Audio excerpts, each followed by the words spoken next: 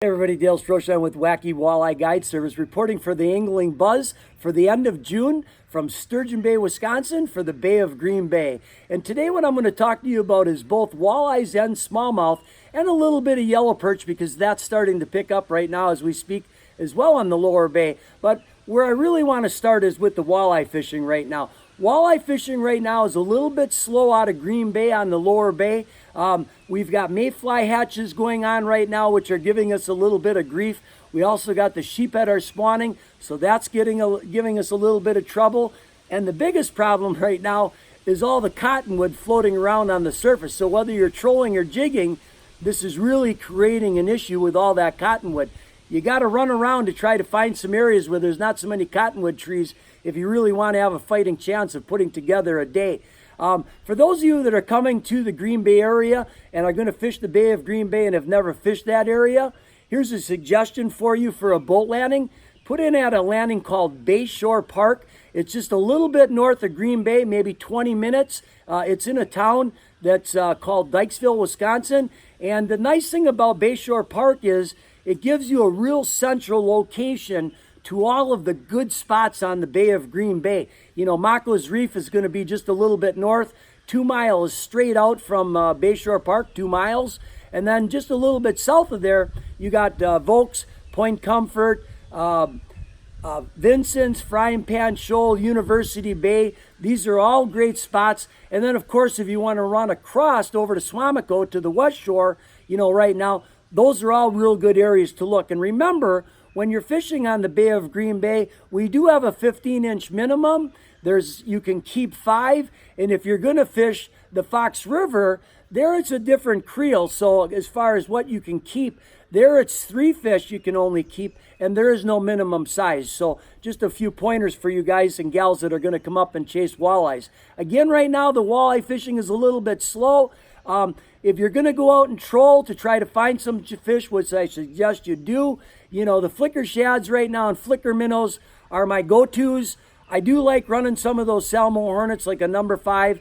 And as far as flicker shads and minnows, I'm running 5s and 7s. And typically I'm running those about 25 to maybe 30 foot back behind the boards at about 1.7 miles an hour. Now, you can use crawler harnesses. It's not something I do a lot of, but that's some of the things that you can do if you want to go out and troll. As far as jigging, you can do anything you want with jigging. I love to jig. That's really where I pride myself right now on all my guide trips.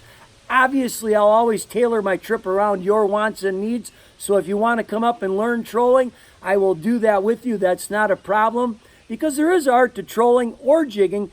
There's art to any fishing that you do, and there's so many details involved that many people overlook. And that's why a guide trip many of times can be so helpful. It's something that you can keep for the rest of your life. And I'll always go through like many different things to help you out, whether it's trolling or jigging.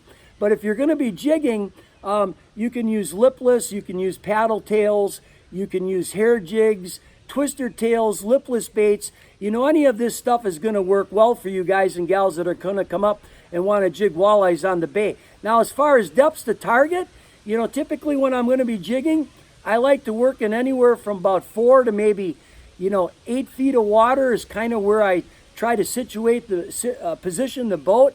And the other depths that I'll go to is maybe like that 10 maybe to 14 feet of water where they're just off the edge sometimes on some of those shoals. And you can find those fish sometimes, like I said, off those edges as well.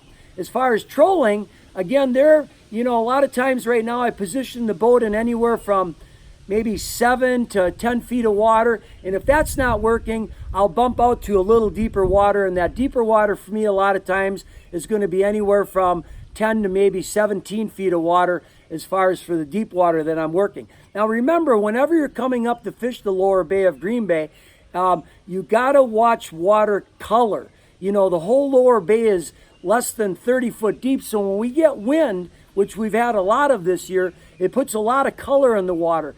And if you've got less than a foot of visibility, it's going to be a long day. And right now, like I said, you got to watch that cottonwood. So if you got a lot of cottonwood floating around on the surface, it's really going to make it tough for you. I don't care whether you're casting or trolling when you're going out walleye fishing. Now, enough of the walleye fishing on the lower bay. What's going on here in Sturgeon Bay? You know, Sturgeon Bay itself, like I said, this time of year when you're coming up to walleye fish, it's an absolute must that you've got to chop on the water. You've got to have some chop on the water because our water here is absolutely gin clear. It's not uncommon for you to see down 20 to 30 feet.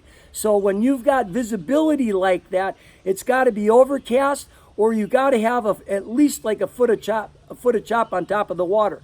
The nice thing is, once we start getting into the end of July and the first part of August, we get this algae bloom, this duckweed that's on the surface and throughout the water column for that matter, and that cuts down on the light penetration, which starts making that day bite better here in the Sturgeon Bay area. Now, you can go up the peninsula. Don't forget, we've got the upper peninsula, so you got Monument Shoal, you got Chambers Island area, Adventures, Strawberry, Jack, Pirate, all these offshore islands, Hat Island. These are all great spots if you want to look for walleyes right now in and around the Sturgeon Bay area. If you're looking for a day bite. Remember, the night bite's up here right now. Yeah, I don't know. That night bite is really good in the spring. It's really good in the fall.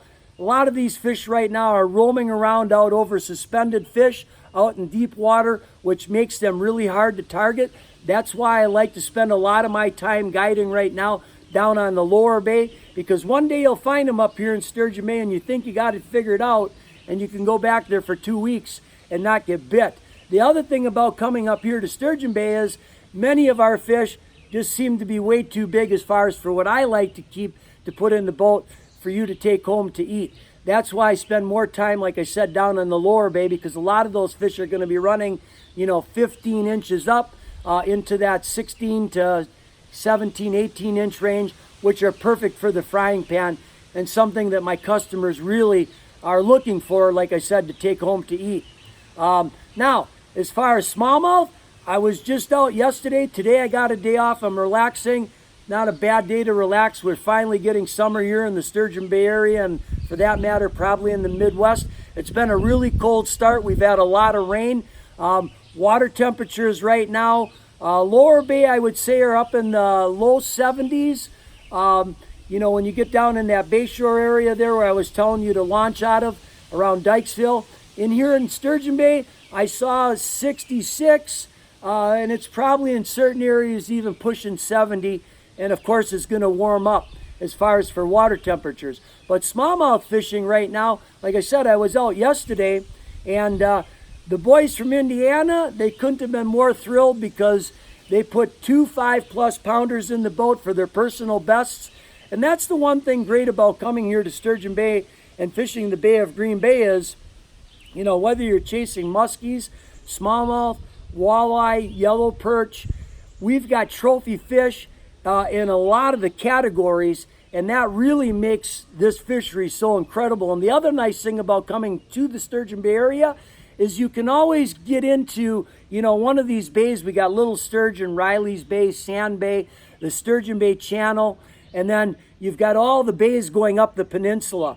So, and then coming around the lakeside. So you can always get out of the wind, and you don't have to ever worry about getting blown off when you come up to the Sturgeon Bay area. And you're really not taking a back seat in any one of those bays more times than not if you want to go out and fish for whatever fish it is that you're looking to chase. That Sturgeon Bay Channel, like downtown Sturgeon Bay, that runs from the Bay of Green Bay over to Lake Michigan, man, there's northern pike in there right now. There's muskies. I just was out fishing the other day with Skeet Reese, and he's up here right now for the MLF, and that's going out of Neenah, Wisconsin here this coming week. And so we got some time to spend in the boat, and Skeet was telling me he saw one of the biggest muskies he's ever seen right in the Sturgeon Bay Channel. And matter of fact, speaking of muskies, I just hired a guide that's going to be working for us by the name of Dave Olson. And Dave's going to be my muskie guide right now for me with Wacky Walleye. So we're going to be adding that into the force as far as for what you're going to be able to go out after. So now we're going to offer both smallmouth, walleye, muskie, and then Mark Jackson. For those of you that like to go out on Lake Michigan, he's one of my elite guides as well. Mark just bought himself a big boat to go out on Lake Michigan. So for those of you that are want to chase the salmon or the trout, we're going to have you covered on that as well.